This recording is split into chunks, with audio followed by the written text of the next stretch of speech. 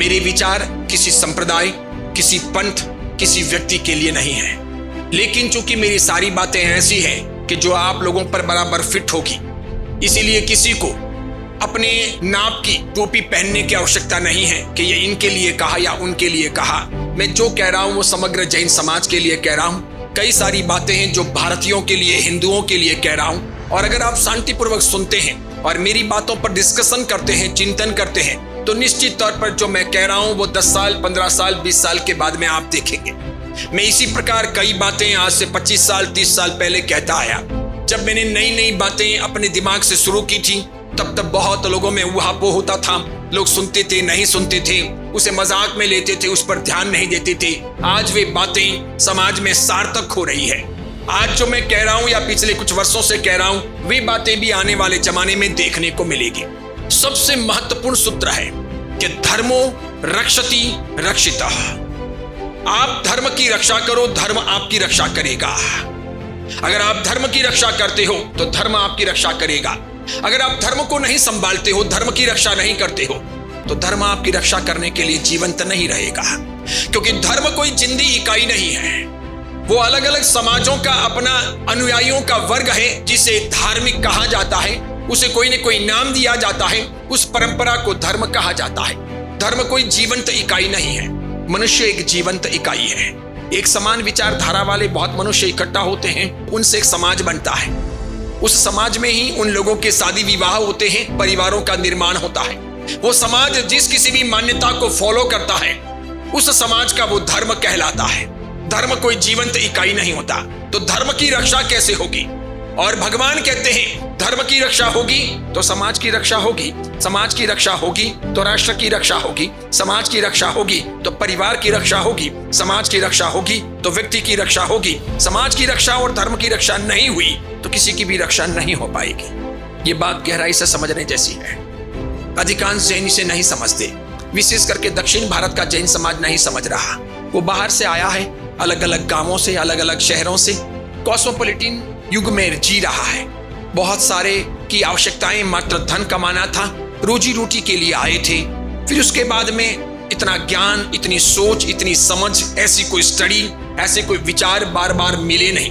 और ये मनुष्य का मन ऐसा है कि इसके अंदर की लो बार बार बुझ जाती है। उसे जगाने के लिए रोज रोज अंदर घी डालना पड़ता है, कुछ ज्ञान का आधार देना पड़ता है, कोई बाती जलाने वाला लाना पड़ता है। और कोई बाती जलाता है तो भीतर थोड़े बहुत विचार ऐसे पनपते हैं। लगभग मैं महसूस करता हूं 4 वर्ष में पूरे तमिलनाडु की यात्रा करके आया हूं, 2 वर्षों से कर्नाटक हूं। इन 6 साढ़े 6 वर्षों में मैंने महसूस किया है कि दक्षिण भारत के जैन समाज की स्थिति बहुत विकट है, सहज नहीं है, सरल नहीं है, सिक्योर नहीं है। उसका प्रोग्रेस बहुत होगा, अब इसकी संभावना बहुत कम है।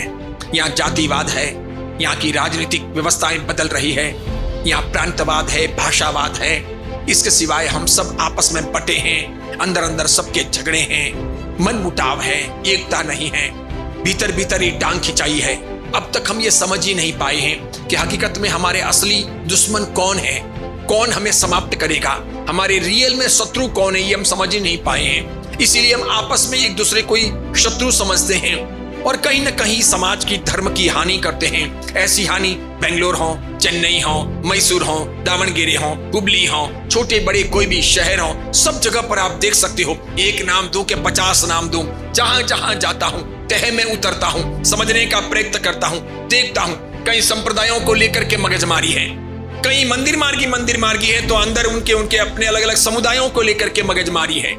कहीं एक ही समुदाय के सब लोग रहते हैं तो भी वहां अभिमान की चेष्टा है, पदों की लालसा है, आपस में द्वंद्व है, कई प्रकार की अंध मान्यताएं हैं, अज्ञान बहुत हावी है, जिद है, झगड़े हैं, डंटे हैं, नाराजगी है, बात बात में विवाद है, शांति नहीं है। यानी कुल मिलाकर के अगर देखें तो धर्म तत्व भीतर उतरा नहीं है, धर्म का समीचीन पोषण नहीं हुआ है। अगर धर्म का बराबर सिंचन हुआ हो, 5 वर्ष तक भी बराबर धर्म का सिंचन हो गया हो, तो व्यक्ति की मेंटालिटी, उसकी विचारधारा, उसका स्वभाव, उसकी सोच, उसके निर्णय लेने की क्षमता, उसके आइडियाज सब कुछ बदल जाते हैं। उसकी भाषा, उसका व्यवहार, उसका खान पान, उसका रहन सहन सब कुछ बदल जाता है। जरूरी होता है धर्म का पोषण हो। धर्म का पोषण होगा, धर्म को समझेंगे, धर्म के अनुसार जिएंगे तो धर्म हमारी रक्षा करेगा। हम धर्म की रक्षा नहीं करेंगे तो धर्म हमारे बहुत काम नहीं आएगा। इसीलिए वैदिक परंपरा का यह शाश्वत सूत्र है कि धर्मो रक्षति रक्षितः। तुम धर्म की रक्षा करो, धर्म तुम्हारी रक्षा करेगा। अगर तुम धर्म की रक्षा नहीं करते हो तो धर्म तुम्हारी रक्षा नहीं करेगा।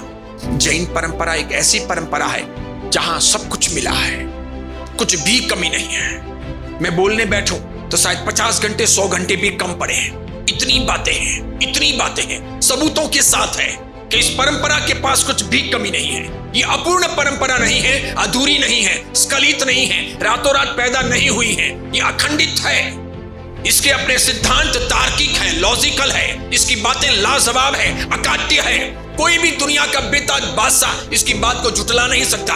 तलवार से डरा सकता है, बंदूक चला सकता है, बंदी बना सकता है, खत्म कर सकता है, कन्वर्जन कर सकता है, धर्मांतरण करवा सकता है, तार्किक बातों को बदल नहीं सकता। किसी मुसलमान को कभी आपने मुस्लिम धर्म के बारे में कमजोर बोलते हुए नहीं देखा होगा, उनके धर्म की छींटाकशी करते हुए नहीं देखा होगा, कभी नहीं। मस्जिद में भी नहीं, बार बाजार में भी नहीं, किसी घर में भी नहीं। कोई मुसलमान अपने धर्म की कभी कोई बातें नहीं करेगा, बिल्कुल नहीं करेगा। कोई उसमें कमी भी है तो उसे बताएगा नहीं, नहीं होने देगा, हरगिज नहीं होने देगा।